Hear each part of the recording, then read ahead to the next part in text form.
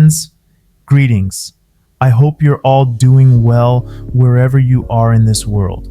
Today, I want to briefly explain the FSCM teaching method that we use in the free mentorship of Miracle RTM. Many of our friends have asked about the FSCM method, wondering what it is and how it truly differs from other methods. So let me tell you, FSCM stands for Flexible, Smart, Challenging Mind. It means a mind that is intelligent, always seeking challenges, and yet flexible.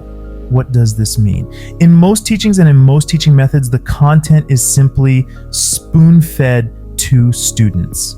They memorize a bunch of material, but when it comes to using it in the chart, they can't find it in their mental toolkit.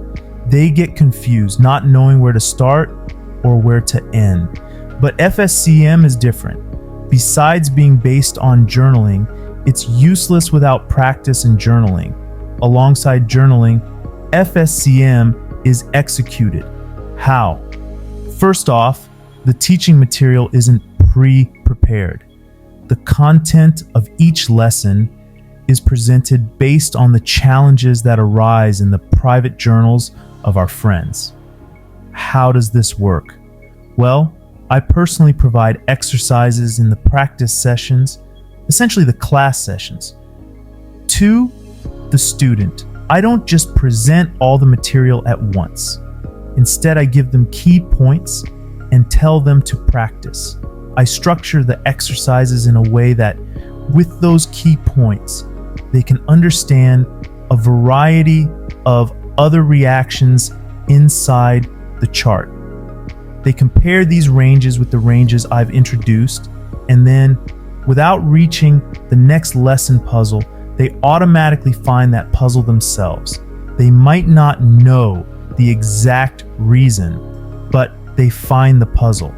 To some extent, because the mind is flexible, it seeks the reasons as they come up in their journals, saying, I found this. And after a little guidance from the student, they're asked what caused this event. The student compares this reaction to the base state I described in the first lesson, finding the differences easily. This makes it much easier for them to learn more detailed explanations in the next session and embed them better in their minds. What impact does this have on students? It means that since they've found their reactive ranges through challenging exercises and learned, we've just helped them reach these ranges. They stay in their minds for a long time. And when they want to analyze a chart next time, they can easily do it because they've found these ranges themselves, achieved a deep understanding, and we've just helped them learn these ranges. Regardless of any additional names or methods, in the Miracle RTM method, we only examine the accumulation ranges and the ranges worth risking. With this method, we essentially imprint the student's mind. And ultimately, in the FSCM method, the student is always taught in a challenging manner, always in a state of challenge, always prepared to discover new points based on the type of exercises given in the sessions. The student considers the base state and realizes that there are other reactions given the introduced range. Then they address this in their journal saying, I found this new range. Let's compare it with the one I introduced to you.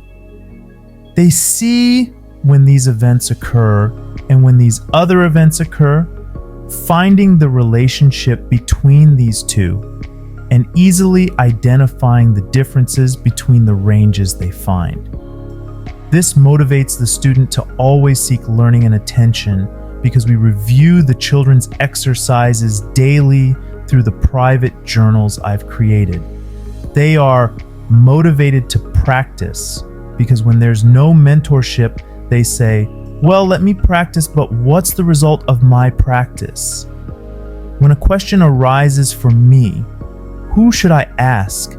If I compare these and come to a conclusion, how do I know if it's correct?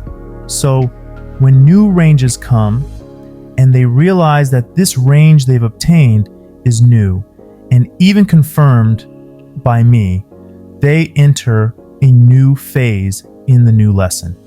In the new lesson, they understand that what they found is actually a valid thing, given that the RTM method is pattern-oriented and essentially rule-oriented, not indicator-oriented. It gradually learns all these puzzles and rules because it reached them. They say that when one reaches something on their own, it stays in their mind for a long time, because the next time they look at the chart, they can easily find the paths they found themselves.